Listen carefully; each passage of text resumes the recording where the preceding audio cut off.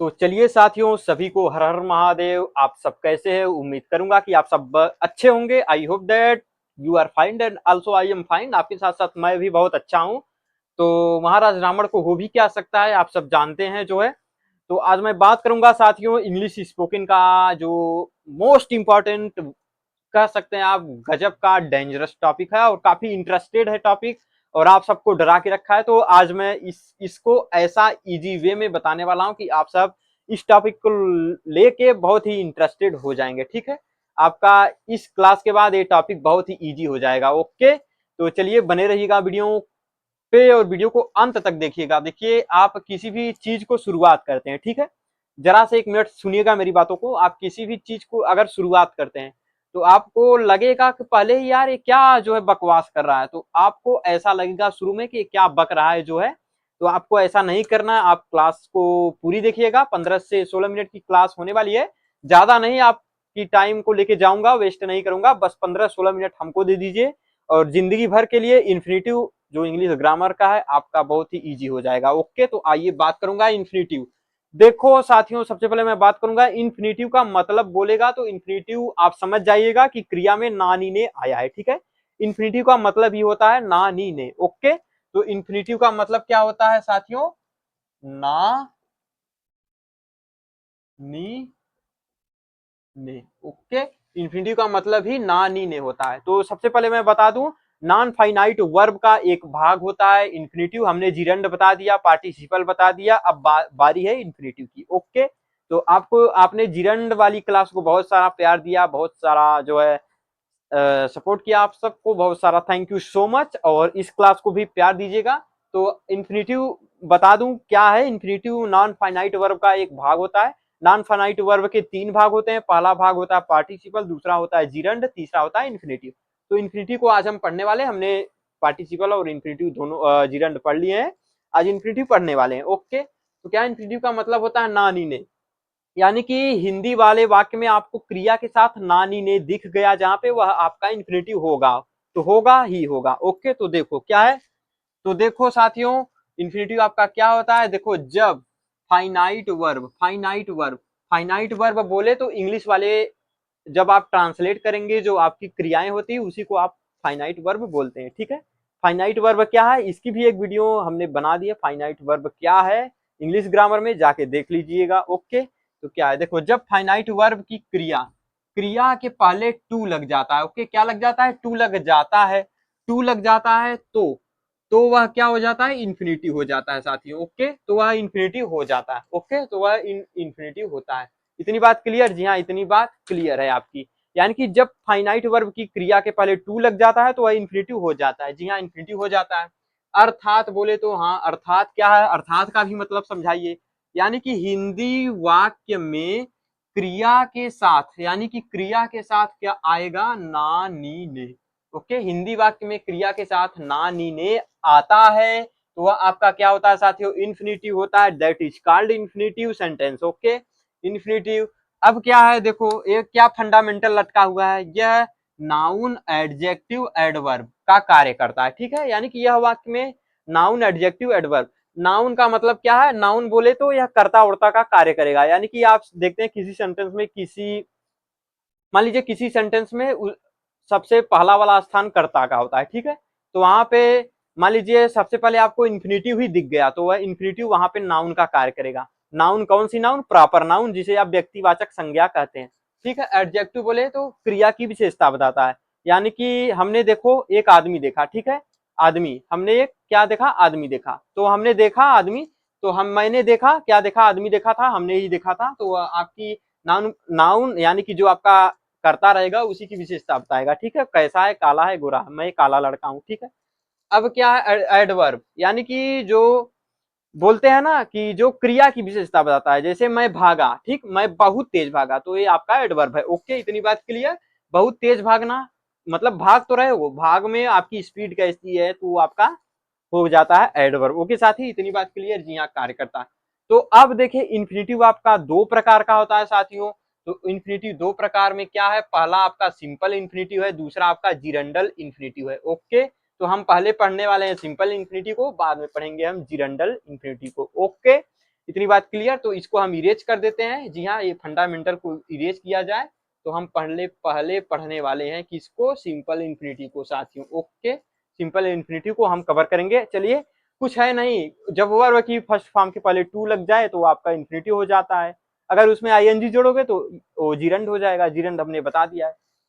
तो आइए एक एग्जांपल्स लेके अब हम समझते हैं। ठीक है, एग्जांपल से हमको समझ में आ जाएगा तुरंत इन्फिनिटिव का फंडामेंटल है क्या भाई। ओके, तो देखो, बने रहिएगा वीडियो पे। तो देखो क्या है। तो चलिए साथियों, यहाँ पे आपका देखिए एग्जाम्पल क्या दिया है, अंग्रेजी बोलना एक कला है। ओके, एग्जाम्पल आपके सामने है। ठीक है, एग्जाम्पल्स क्या है, इन फ्रंट ऑफ यू। एग्जाम्पल्स क्या है, इन फ्रंट ऑफ एग्जाम्पल्स। आपके सामने क्या है, एग्जाम्पल्स है। आपके सामने क्या है, एग्जाम्पल्स है। There is examples in front of you. इस प्रकार इंग्लिश आप ताबड़तोड़ बोल सकते हैं अगर हमसे आप सभी यूज पढ़ लेंगे। ओके, तो क्या है आपके सामने क्या एग्जाम्पल, अंग्रेजी बोलना एक कला है। तो यहाँ पे देखो, अंग्रेजी बोलना क्रिया में क्या आया है, देखो क्या है, अर्थात हिंदी वाक्य में क्रिया के साथ ना नी ने, तो क्या आया है, अंग्रेजी बोलना ना। ठीक है, ना आया है तो ये आपका इन्फिनिटिव है, एक कला है। तो इसको ट्रांसलेट कैसे करना है, इसमें सब्जेक्ट क्या है, सब्जेक्ट है ही नहीं। अंग्रेजी बोलना एक कला है, तो इसको डायरेक्ट यहीं से स्टार्ट करने वाले हैं। अंग्रेजी बोलना एक कला है, यहीं पे नाउन का कार्य करेगा। तो देखो क्या है, देखो अगर आपको इन्फिनिटिव दिख गया तो उसमें आप देयर और इट का प्रयोग नहीं करना। इट का प्रयोग हमने क्या बताया था, जब ईट का प्रयोग आप देख लीजिएगा। अगर ईट के प्रयोग पे थोड़ी चर्चा करेंगे तो क्लास बहुत लंबी होगी। और देयर के प्रयोग में भी हमने क्या बताया था, जाके देख लीजिएगा, बहुत ही लंबी हो जाएगी क्लास। तो यहाँ पे देखो अंग्रेजी बोलना, जब क्रिया के साथ नानी ने आ गया शुरू में ही, तो इसको हम यहीं से लिखना स्टार्ट करते हैं। ठीक है, यही आपकी जो है ट्रिक्स है, इसे आप दिमाग में बैठा लीजिएगा, कभी मिस्टेक नहीं होगा आप। ठीक है, तो क्या है, देखो अंग्रेजी बोलना एक कला है, तो इसको ट्रांसलेट करो। क्या है, to speak, to speak. Okay, to speak, to speak English, to speak English is an art. Okay साथियों, क्या हो गया, to speak English is an art. अंग्रेजी बोलना एक कला है। जी हाँ, आपको समझ में आ गया होगी इन्फिनिटिव क्या होता है, आ गया होगा इन्फिनिटिव क्या होता है। ठीक है, इन्फिनिटिव। तो साथियों यहाँ पे मैं बता दूं, अंग्रेजी बोलना एक कला है। यहाँ तो आप देखते देखते होंगे कि आपके पास अगर कोई सेंटेंस चला गया, ठीक है, कोई सेंटेंस चला जाता है तो उसमें आप देखते हैं, उसमें सबसे पहले जो स्थान होता है किसी कर्ता का होता है। तो यहाँ पे कर्ता क्या है, टू स्पीक इंग्लिश। ठीक है, टू स्पीक इंग्लिश, तो यही कह रहा है, यह नाउन एडजेक्टिव एडवर्ब का कार्य करता है। नाउन बोलेगा तो नाउन आपका क्या होगा, नाउन बोलेगा तो आपका प्रॉपर नाउन का कार्य करेगा। ठीक है, प्रॉपर नाउन। प्रॉपर नाउन की मतलब क्या होती है साथियों, ये व्यक्तिवाचक संज्ञा। ओके, यही कर्ता जिसे बोला जाता है आप। ठीक है, आप इसको कर्ता बोलते हैं। तो प्रॉपर नाउन को आप क्या बोलते हैं, व्यक्तिवाचक संज्ञा, एडजेक्टिव एडवर्ब। तो यहाँ पे अंग्रेजी बोलना एक कला है, तो ये आपका संज्ञा का कार्य कर रहा है। यहाँ पे देखो स्टार्ट में करता नहीं है कोई, तो यहाँ पे टू स्पीक, तो ये आपका नाउन यानी कि टू स्पीक कर्ता के रूप में यहाँ पे प्रयोग हुआ है, पहले लिखा गया है। ठीक है, यानी कि इन्फिनिटिव यहाँ पे संज्ञा का कार्य करेगा। ठीक है, ओके, तो इतनी बात क्लियर। जी हाँ, इतनी बात क्लियर है। चलिए नेक्स्ट एग्जाम्पल लेते हैं। ठीक है, ओके, कहने का मतलब हमारा ये है साथियों, यहाँ पे इन्फिनिटिव क्या है, कर्ता के रूप में प्रयोग हुआ है। तो यहाँ पे इन्फिनिटिव कर्ता के रूप में प्रयोग हुआ है। इसको लेकर आप कंफ्यूज मत होइएगा कि इसमें सब्जेक्ट कौन सा है। ओके, तो क्या है देखो, तो चलिए साथियों यहाँ पे नेक्स्ट एग्जांपल क्या है, कहना आसान होता है। ठीक है, झूठ बोलना पाप है, धूम्रपान करना शरीर के लिए हानिकारक है। तो इस प्रकार बहुत सारे आपके एग्जाम्पल्स हैं। कहना आसान होता है तो इसको क्या हो जाएगा, कहना शुरू में ही आ गया है कहना, तो क्या हो जाएगा, टू से। यहाँ पे देखिए शुरू में ही अगर आपको इन्फिनिटिव दिखा तो वहां पे शुरू आपको इन्फिनिटिव से ही करना है ट्रांसलेट करते समय। ओके, तो क्या है, टू से, क्या हो जाएगा, टू से, टू से, टू से इज। देखो आसान न आया है तो क्या हो जाएगा, टू से इज टू इजी। EASY होता है ना, टू से इज टू इजी, कहना आसान होता है, टू से इज टू इजी, कहना आसान होता है। ओके, तो इस प्रकार आपका सिंपल इन्फिनिटिव होता है और संज्ञा का कार्य करता है। ठीक है, यानी कि कहेंगे आप कर्ता का कार्य करता है। ओके, तो चलिए नेक्स्ट एग्जांपल के लिए समझते हैं हम। ठीक है, ओके, तो बने रहेगा वीडियो पे। तो चलिए साथियों, यहाँ पे दो एग्जाम्पल्स आपको दिख रहे हैं। क्या है पहला एग्जाम्पल्स, मैं अंग्रेजी पढ़ना चाहता हूँ, हम लोग क्रिकेट खेलना पसंद करते हैं। यहाँ पे देखो हमने इसके पहले वाले एग्जाम्पल्स में हमने देखा साथियों कि इन्फिनेटिव आपका शुरू में ही आया था, वाक्य के स्टार्ट में ही आया था, बट वहां पे इन्फिनेटिव आपका कर्ता का कार्य कर रहा था, यानी कि सब्जेक्ट का, यानी कि नाउन प्रोनाउन का कार्य कर रहा था, व्यक्तिवाचक संज्ञा का। और यहाँ क्या इन्फिनेटिव ऑब्जेक्ट के रूप में कार्य कर रहा है। ठीक है, कैसे? तो देखो यहाँ पे मैं अंग्रेजी पढ़ना चाहता हूँ, तो यहाँ पे सब्जेक्ट क्या है? मैं। देखो किसी भी सेंटेंस में आपको सब्जेक्ट पहचानना है तो हमारी वीडियो जाके देखो, आप बार बार यही कह रहा हूँ, जाके देखो। जिंदगी में कभी नहीं कंफ्यूजन होगा कि सब्जेक्ट कर्ता क्या होता है किसी भी सेंटेंस में। ओके, तो यहाँ पे देखो इन्फिनेटिव क्या है, आया है ऑब्जेक्ट के रूप में। मैं अंग्रेजी पढ़ना चाहता हूँ, तो यहाँ पे देखो अंग्रेजी पढ़ना, तो यहाँ पे क्या आया है? ऑब्जेक्ट के रूप में आया इन्फिनेटिव। यहाँ पे हम लोग क्रिकेट खेलना पसंद करते हैं, यहाँ पे भी इन्फिनेटिव क्या है? ऑब्जेक्ट के रूप में आया है। ठीक है, तो इसको ट्रांसलेट करो। कहते हैं प्रेजेंट इंडेफिनिट टेंस है, तो क्या हो जाएगा? I want. Okay, I want to read. देखो आई वांट टू रीड, मैं पढ़ना चाहता हूँ क्या? English. I want to read English. Okay साथियों, I want to read English, ये आपका रहा पहला translate. I want to read English. देखो यहाँ पे क्या आया है? सब्जेक्ट सब कर्ता हो गया, एक क्रिया हो गई, फिर आके टू रीड, यानी कि ऑब्जेक्ट के रूप में प्रयोग हुआ है। भले ही दो क्रियाएं हैं, बट यहाँ पे क्या है? दो कर्ता एक क्रिया के बाद ही आया है इन्फिनिटिव ना, तो यानी आपका क्या हुआ? ऑब्जेक्ट के रूप में ही प्रयोग हुआ है। अब देखो अगला क्या है? हम लोग क्रिकेट खेलना पसंद करते हैं। ओके, क्या हो जाएगा? क्या हो गया? We like. Okay, we like, हम पसंद करते हैं क्या? We like to play. Okay, we like to play cricket.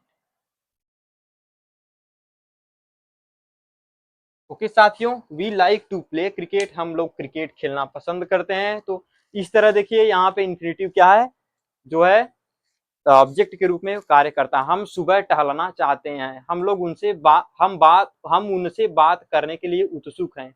Okay, I am excited talk to him. इस तरह आपका जो है हो जाएगा, इन्फिनेटिव ऑब्जेक्ट के रूप में कार्य करेगा। अब चलिए इन्फिनेटिव हम बताएंगे आपका क्रिया के रूप में कार्य करेगा। ठीक है, यानी कि कंप्लीमेंट, जो जिसे आप बोलते हैं कि वर्ब, कंप्लीमेंट का मतलब होता है पूरक। ठीक है, तो चलिए आप बने रहिएगा वीडियो पे और देखिए एग्जांपल्स नेक्स्ट, वो आपको दिखेगा कंप्लीमेंट के रूप में इन्फिनेटिव। ओके, तो देखो, तो चलिए साथियों यहाँ पे देखो नेक्स्ट एग्जांपल क्या है? मेरी इच्छा पैसा कमाने की है, हमारी नीति कमजोरों की मदद करनी है। ठीक है, तो यहाँ पे एक कंप्लीमेंट है, देखो इन्फिनेटिव क्रिया का पूरक बन के आया है, कंप्लीमेंट ऑफ वर्ब। ठीक है, कैसे आया है? तो देखो मेरी इच्छा पैसा, ठीक है, मेरी इच्छा कमानी है, मेरी इच्छा क्या है? कमानी है। ठीक है, क्या कमानी है? पैसा। ओके, कंप्लीमेंट कैसे हुआ अभी आपको बताता हूँ। ओके, तो देखो इसको ट्रांसलेट करो, मेरी इच्छा पैसा कमानी है, तो इसको ट्रांसलेट कैसे करना है? इससे ऐसे, माई डिजायर, माई डिजायर होती है मेरी इच्छा,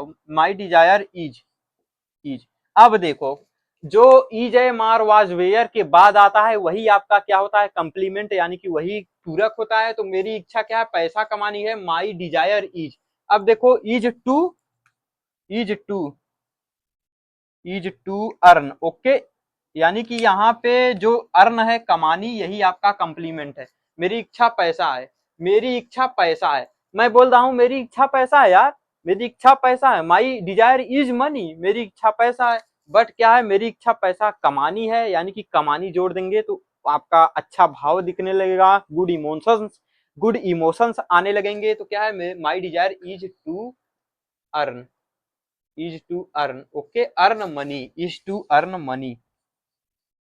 तो इस तरह से आपका क्या है?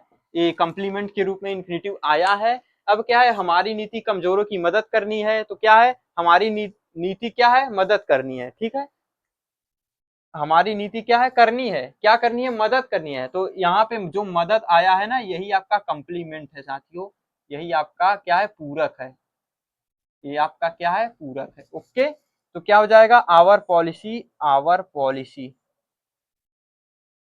पॉलिसी, हमारी नीति, our policy is to help.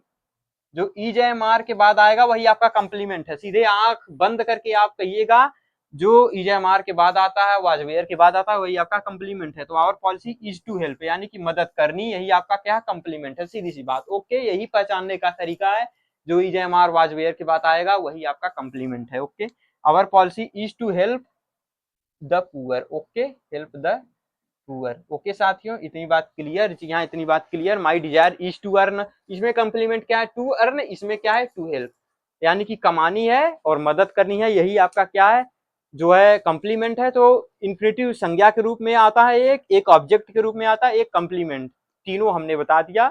तो आपको ये वीडियो कैसी लगी? इन्फिनेटिव समझ में आया कि नहीं आया? अगर नहीं आया है तो वीडियो को प्लीज दोबारा लिख लेना, देख लेना। थोड़ा सा ये हार्ड टॉपिक है, ठीक है साथियों, थोड़ा सा हार्ड टॉपिक है। और बताइएगा क्लास कैसी लगी। तब तक के लिए हर हर महादेव, जय लंकेश, बाय बाय।